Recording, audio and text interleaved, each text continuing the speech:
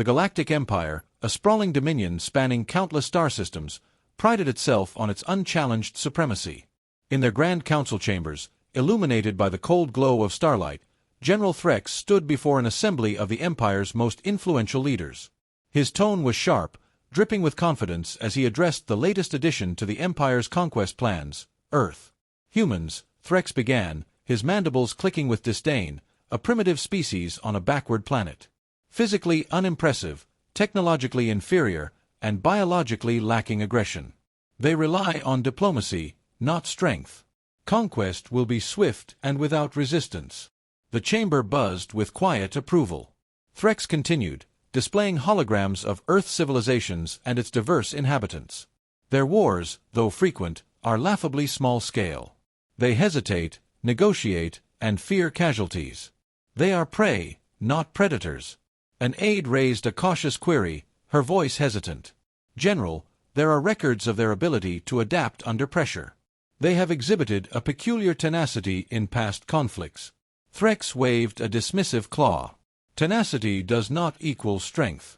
The Empire has faced true warriors, species with claws, venom, and fleets capable of planetary sieges. Humanity pales in comparison. Their greatest strength lies in their delusions of unity, which crumble under pressure. The Council nodded in agreement. For centuries, the Empire's strategy of psychological warfare had proven devastating. Fear, intimidation, and overwhelming displays of power crushed rebellions before they began. By the time resistance arose, it was too late. Humans, Threx believed, would be no exception. Preparations for Earth's subjugation proceeded swiftly.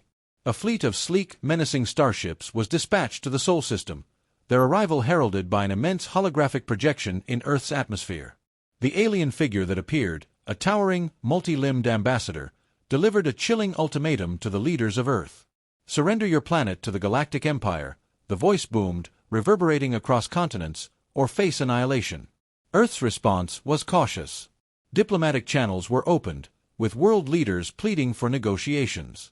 The display of deference was taken as confirmation of humanity's weakness. From their vantage point in orbit, the alien commanders sneered at what they perceived as the desperate cries of a frightened species. Among the human governments, however, discussions painted a far more complex picture. The United States, known for its historically defiant stance in the face of threats, remained notably quiet during the initial exchanges.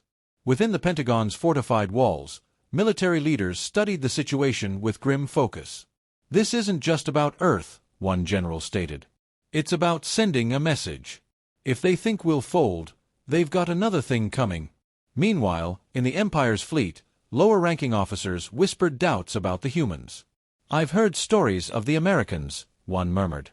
"Their history is full of defiance, innovation, and disproportionate responses." But Threx dismissed such concerns outright. "They are humans like the rest. Fear will break them as it has broken all others." The Empire believed it had Earth figured out. It was their first, and gravest, mistake. While the Galactic Empire mocked humanity's supposed cowardice, there was one nation that treated the alien ultimatum differently. In secure military bunkers across the United States, top generals and strategists reviewed the Empire's demands, their expressions hard and unyielding. To them, this wasn't a negotiation, it was a declaration of war. One general leaned back in his chair, his voice cold and resolute. "They think they've scared us. Let's show them what fear really looks like." Unlike the global hesitation, the American response was immediate. Military forces were mobilized with unmatched efficiency. Air bases buzzed with activity as fighter jets, bombers, and stealth drones were prepped. Naval fleets quietly shifted into strategic positions, and cyber warfare teams launched into action, probing the alien fleet systems for weaknesses. But it wasn't just the military's preparedness that set the Americans apart, it was their mindset. History had forged a culture that didn't just resist threats but retaliated with overwhelming force. From Pearl Harbor to modern conflicts, America's approach to war had been shaped by the belief that hesitation was a weakness and that victory required audacity. Orders filtered down through the chain of command, carried with precision and urgency. On the front lines, soldiers exchanged grim smiles. They weren't just preparing for defense, they were planning to strike back. While other nations convened endless meetings, Debating the merits of surrender or negotiation, America's leadership saw the writing on the wall. The Empire didn't want peace. They wanted subjugation. And the United States didn't do submission. The first strike came without warning. In the dead of night, stealth drones slipped past the alien fleet's formidable defenses, delivering precision EMP bursts that temporarily crippled several of the Empire's smaller ships. The attack, though minor in scale, sent a clear message: humanity would not go quietly. On board the alien flagship, General Threx was furious. "Primitive fools," he snarled. "They dare strike us with their paltry toys?" But the Americans weren't done. Coordinated cyber attacks disrupted the Empire's communication relays, sowing confusion and delays in their fleet. Then came a devastating missile barrage from Earth's surface, targeting vulnerable supply ships. The precision and ferocity of the strikes caught the Empire off guard, forcing them to divert resources to shore up their defenses. The alien commanders, who had expected fear and compliance, now faced an entirely different reality. The Americans didn't fight like the subjugated species the Empire had encountered before. They used unconventional tactics, exploiting every weakness with ruthless efficiency. Cultural analysts within the Empire scrambled to understand this unexpected resistance.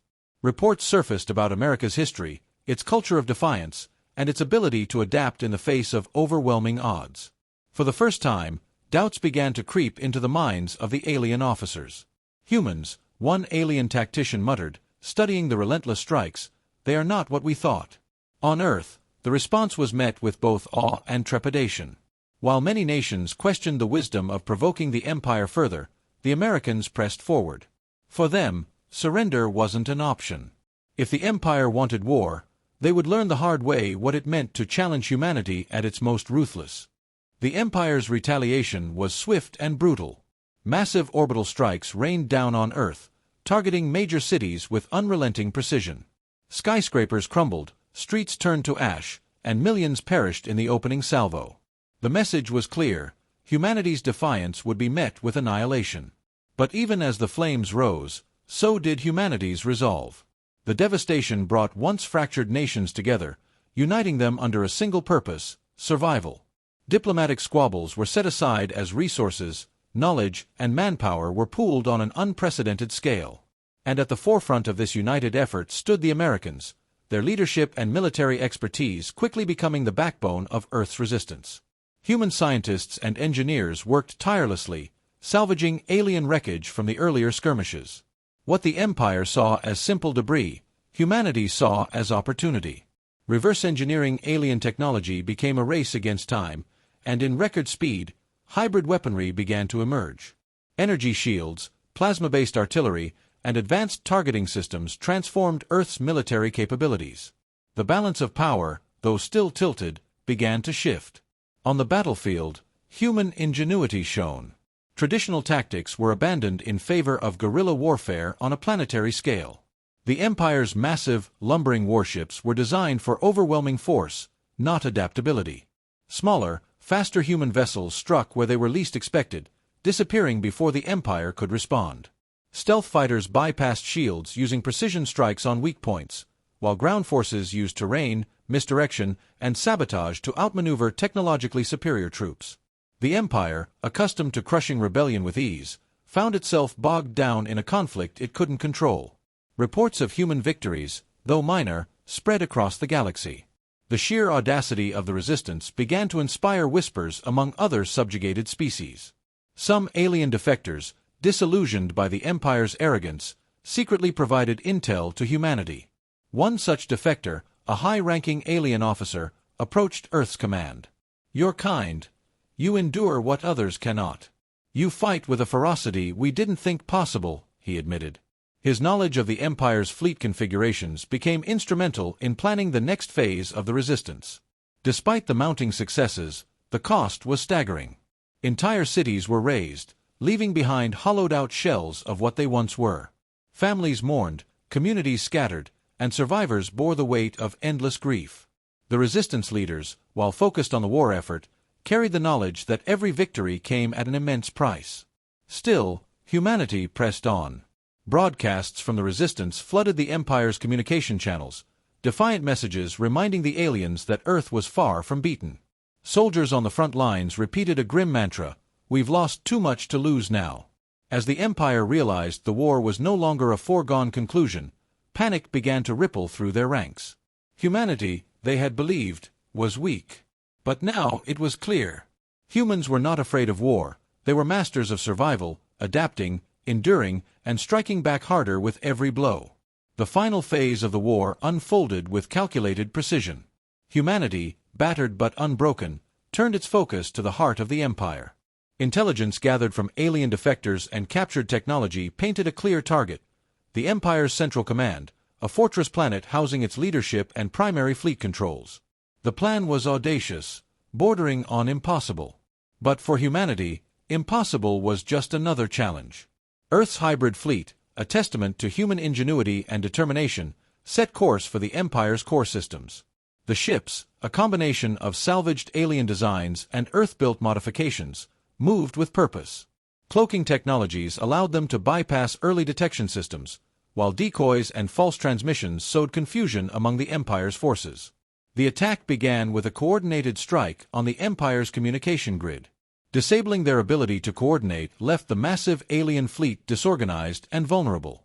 Human ships darted between the colossal vessels, exploiting gaps in their formations. Precision strikes targeted critical systems, crippling the Empire's ability to mount an effective defense. On the ground, human special forces infiltrated the command planet, targeting key installations. They moved with ruthless efficiency, using both stealth and overwhelming firepower to dismantle the Empire's infrastructure piece by piece. The Empire's leadership, accustomed to ruling from a position of absolute control, found themselves cornered and desperate.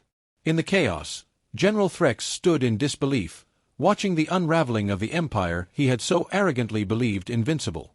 Reports flooded in of ships lost, stations destroyed, and defections within his own ranks.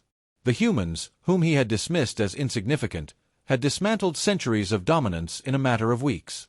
As the final push reached the Empire's Central Command, a human commander broadcast a message directly to Threx.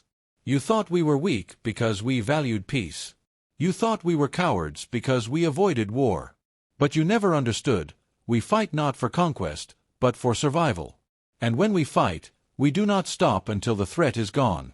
Threx, cornered and humiliated, could only watch as the humans breached the last line of defenses. His fleet was in disarray, his forces scattered, and his empire crumbling. Humanity's resilience, creativity, and sheer determination had turned the tide of the war. With the Empire's leadership defeated, the remnants of its fleet surrendered. Other oppressed species rose up in the wake of humanity's victory, inspired by the unyielding defiance of Earth. The Galactic Empire, once the unchallenged ruler of the galaxy, was no more. In the aftermath, Earth emerged as a symbol of hope and resilience. Humanity, though scarred by loss, began the arduous task of rebuilding. Their victory came at a cost, but it cemented their place among the stars as a force to be reckoned with. As the dust settled, an alien historian reflected on the war, recording its lessons for future generations. The Empire believed humans feared war. They were wrong. Humans understand war better than any species in the galaxy, and that understanding is what makes them unstoppable.